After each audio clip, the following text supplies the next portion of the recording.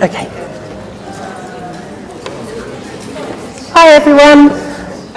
So obviously I'm Sarah.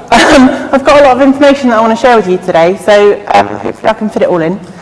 I did an autoethnographic study, so it's all about me, I'm afraid, on whether weight stigma impacts participation in wellbeing occupations. So this is what I'm going to talk about. Predominantly I want to talk to you about the importance of weight stigma and health and access to healthcare. So weight stigma affects people with both high and low levels of adipose tissue, but obviously because it is all about me, I'm focusing on the higher levels of adipose tissue today, but that's not discounting the other end of the spectrum. So we've been conditioned to believe that there is an ideal body shape that fits a marker for health and for healthcare and for being healthy. However, there's a wealth of scientific evidence that states that weight stigma actually results in poorer health outcomes. There is a limited amount of literature on the implications of occupational participation. However, that we do know that weight stigma significantly impacts quality of life and occupational performance.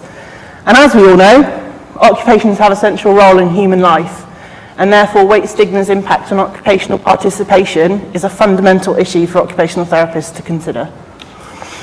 So just taking a few moments, if you can have a think, what is weight stigma? What does it mean to you? What's the first thing you think of? Weight stigma can either be internal or external, or both, and it's defined as negative stereotypes and prejudices which lead to social devaluation, discrimination and mistreatment of individuals whose bodies are outside the realms of social normative size. It's internalized self-stigma occurs when you internalize the negative societal opinions that you have been fed either through media or personal experience of exercise. And I've put a couple of images here. Some of them it flips through the years.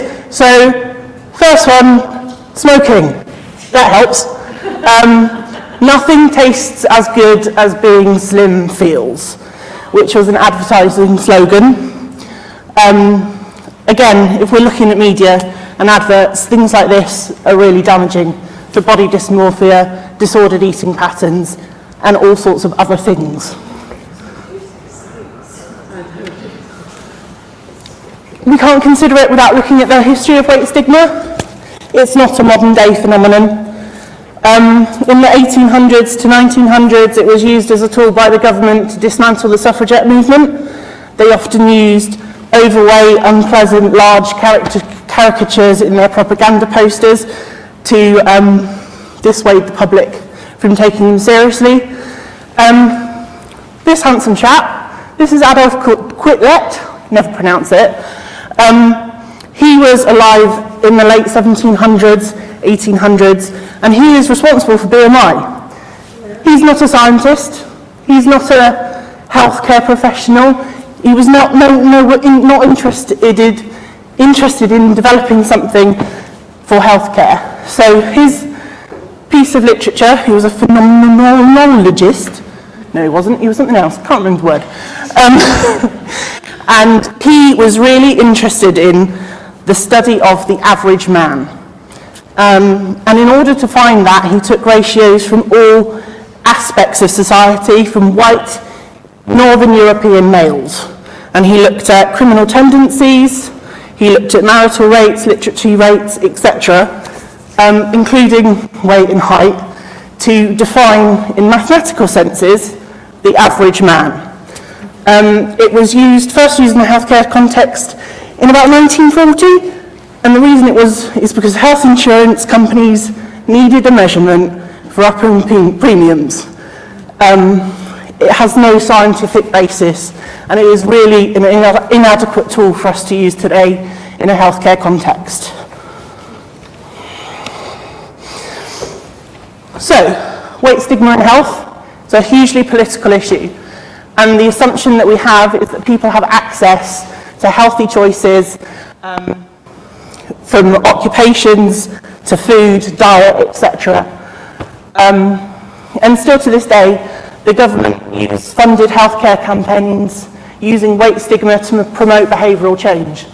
So the onus is on the individual rather than society as a whole, and it assumes access to things that would help people.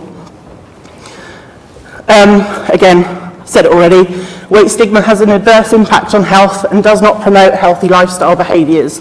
In the research that I've read about, it promotes it increases disordered eating, it increases exercise avoidance, and a whole host of other things.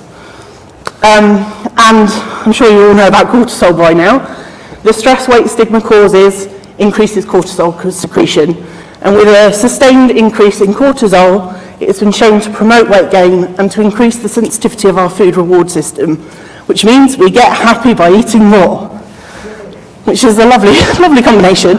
So we get a bit of a cycle, a huge cycle, a never-ending cycle. So a study in 2012 of primary care physicians found that over 50% of doctors viewed the patients that they had with higher levels of adipose tissue as awkward, unattractive and non-compliant. And of those, a third of those doctors characterised their patients as weak-willed, sloppy and lazy. In another study, it showed that care providers demonstrated a lower level of emotional rapport with their patients with higher adipose tissue. It has been shown in studies that having higher levels of adipose tissue impedes access to healthcare, be that routine screenings or going to appointments if you're feeling unwell. And often comorbidities will often go unnoticed in healthcare, resulting in those called comorbidities to become more severe and therefore harder to treat. Why it's important. Weight discrimination remains one of the last socially acceptable forms of discrimination. It's a complex social construct. Some people believe that their behaviour is altruistic and that what they're doing is helping people, and otherwise it's just on the other end of the spectrum, straight bullying. It impacts all areas of society, from education, healthcare and job acquisition, which has a direct causality between weight stigma and socioeconomic status. The common rhetoric of eat less and move more is reductionist and does not consider the multitude of factors which can cause a person to have more adipose tissue. So, me. I have been aware of my size since I hit puberty, so that's up there. I was quite young, I was around 7'8". And all the way to now, I've always felt too big to be allowed. And that's why I really wanted to have a look at the implications weight stigma has had on me personally, and also in healthcare as a whole, and whether we can use it to help inform our practice as occupational therapists. I also had a lot of issues with clumsiness. Don't know if anyone else had issues when they were younger. I tripped over a lot. So there was a combination of factors that has caused me to be where I am today. And exercise avoidance and disordered eating is one of them.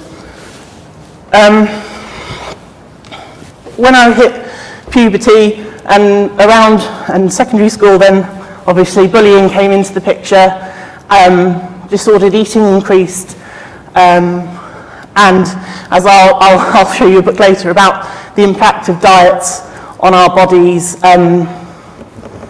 homeostasis. So, yes, that's why I chose autoethnography, which I can pronounce. So what I did was I had a look at what I wanted to answer, and predominantly that was whether stigma impacts participation. And I wanted to consider potential barriers to occupational engagement through an OT lens, and whether that was predominantly external or internal stigma that I had developed over the course of my 31 years. So I did a phenomenological autoethnographic study, and I used Vaughan and Clark's outline for thematic analysis to help inform that. I took part in 2 occupations over my data gathering period, which was 4 weeks, which was going to the gym and attending an evening art class, to see if my social engagement changed. I took audio recordings before and after each activity. I kept a reflective journal, and then at the end of my data gathering period, I transcribed all my data. Sorry about that. And I found these themes predominantly. I've given a bit of a snapshot because I realise I'm talking lots. So the main themes that I found was that I had a lot of anxiety about the unknown.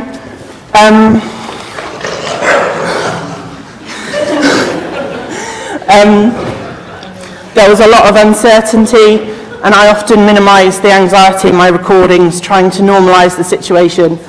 And don't knows, particularly when I went to the gym or into a social situation, significantly increased my anxiety. Situations in the past caused panic. So a lot of activities involving physical activity or ordered exercise, my past experiences of those, of structured activity, caused me to having anxiety, and I had a physical stress response, essentially, and I sort of classic panic attack symptoms whenever I went into, for example, the gym. It increased physical responses.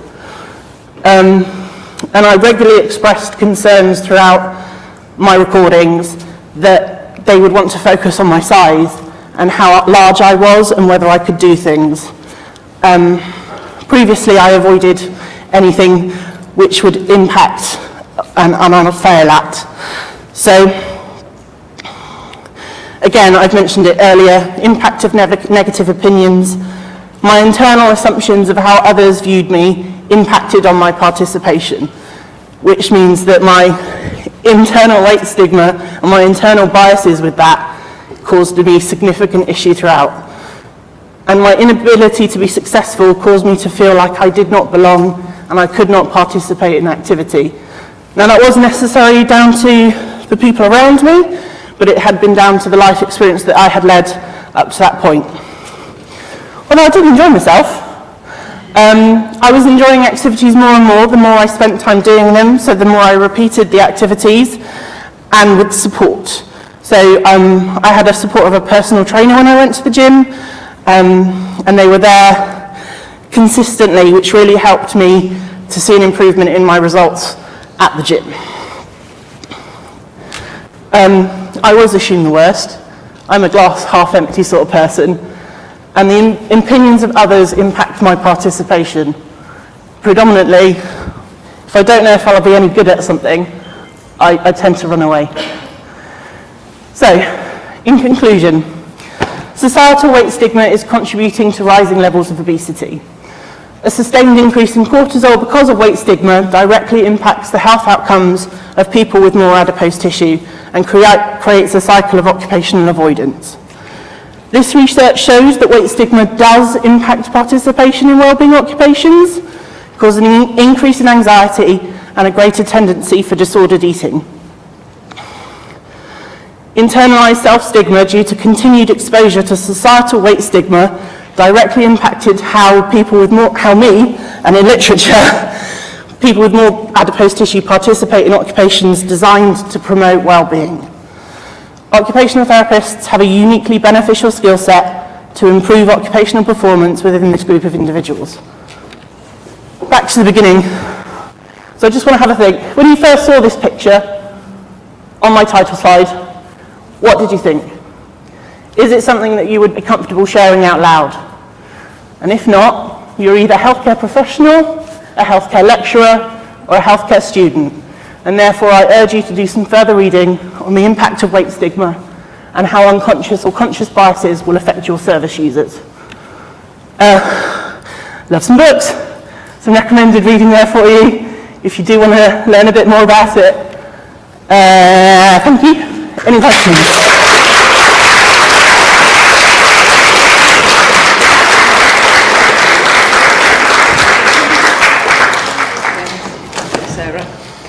Could you just define what adipose tissue is for somebody who isn't really Of course. So if you're looking at it from a scientific basis, adipose tissue is your fat tissue. Everybody has it. And because of the societal implications around thin and fat, in this presentation and in my dissertation, I wanted to avoid that label as it automatically assumes something. What's the opposite of adipose tissue? There isn't one. Everyone has it. It's fat tissue.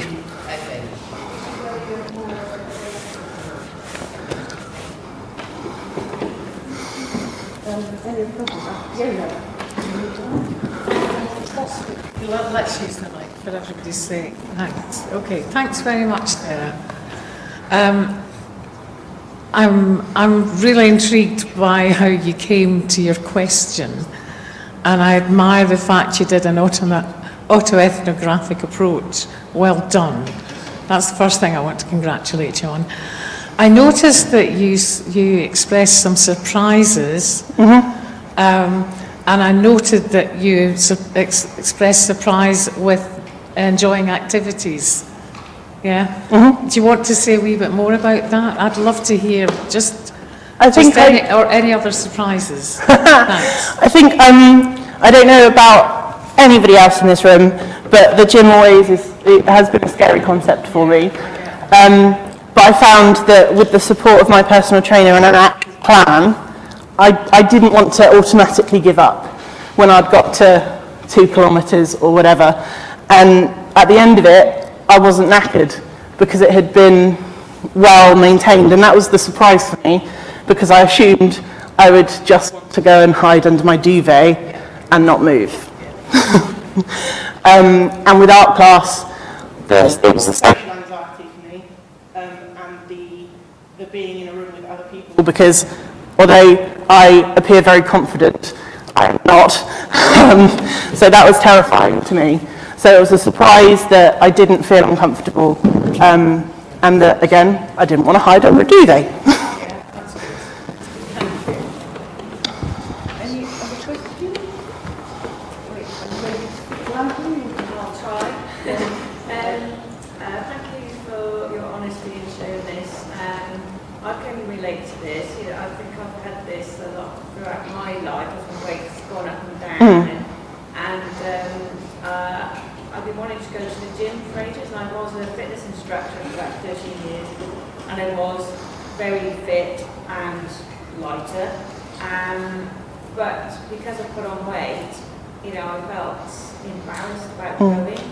But my partner goes to a class, and so I went with him for support, and I saw a lot of the people that I used to teach, and it was lovely. Yeah. It was all in my head, that I thought they would be judging me. So thank you for sharing this. Also, I just wanted to mention, on the telly the other morning, there was, those 2 doctors, they're twins, Dr. Zand and Chris. I think it's Dr. Chris. He was saying about, there's a lot of food. I couldn't believe the percentage. It was like over 80% of our foods. They put stuff in the foods to make it taste nicer, but also for us to want it more, so we buy more, eat it more. And he said this is nothing to do with us, not having self-control. He said we can't help it because it's the stuff that they put in our foods. So I'm trying to tell everybody that. Yeah. Just to make everybody aware. Thank you. That was interesting. You're talking. That was interesting. You're talking about BMI, because as an African person, we are on the larger side. And when I'm in Africa, actually, I feel very comfortable with my weight. It's when I'm in Europe that I always feel like, oh my God, I need to lose weight, because I'm surrounded by smaller people, But yeah, it was interesting about the BMI, because it doesn't really, I don't work with the BMI myself, so. No, it doesn't take a lot of reading to have a look at how BMI has become to be so ingrained in our healthcare system, and it does come down to money and finances and pharmaceutical companies. Thanks, just one more. I wondered, so you talked about the fact that by pushing yourself, I guess, to continue engaging in those activities that you'd planned for your study, although obviously, you know, it was difficult to do, you mentioned about starting to enjoy them as time went on. Yeah. I just sort of wondered out of interest, did you continue either of the activities afterwards? So, because I was moving on to a narrowboat as soon as I finished my dissertation, and therefore the access to the gym went away because I was moving a narrowboat. But I think that The dissertation forced me to do that, and I wouldn't be as scared as I was in the future to go back.